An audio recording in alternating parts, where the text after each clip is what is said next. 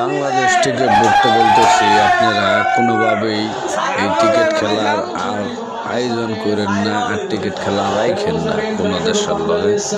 আপনারা এটার বরখাস্ত করেন, খেলাধুলা থেকে বিরতি নেন। আপনাদের দ্বারাই আমরা কাপ চাই না। আপনারা যে টিকিট ফান্ডে যে টাকাগুলো আছে এগুলো প্রতিবন্ধী করে দিয়ে দেন, তাও দেশের জন্য উপকার হবে। এই বন্ধ করে না খাওয়ায়, এই বন্ধ করে স্যালারি না দিয়ে প্রতিবন্ধীদেরকে অসহায়দেরকে দেন, অনেক উপকার হবে। এই টিকিট বুক বাদ দেন, টিকিট খেলা লাগবে। টিকিট খেলায় আমাদের কাম দরকার নেই, যথেষ্ট পরিমাণ আমরা খেলছেন। আপনারা এমন কোচার এমন টিম ম্যানেজমেন্ট করেন, একটা ম্যাচও আপনারা জিতাইতে পারেন না। একটি দল জিতা দল হারাইয়া দিচ্ছে। 136 রানের ম্যাচ কীভাবে হারে? ওদেরকে গ্রামের যে চলা দিয়ে টিকিট বল খেলে তার তো ভালো, তারা ভালো খেলবে।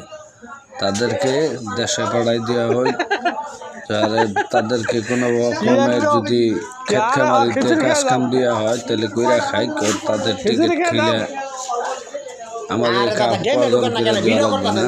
আমরা সবাই ক্ষিপ্ত হয়ে গেছি খেলা দেখে।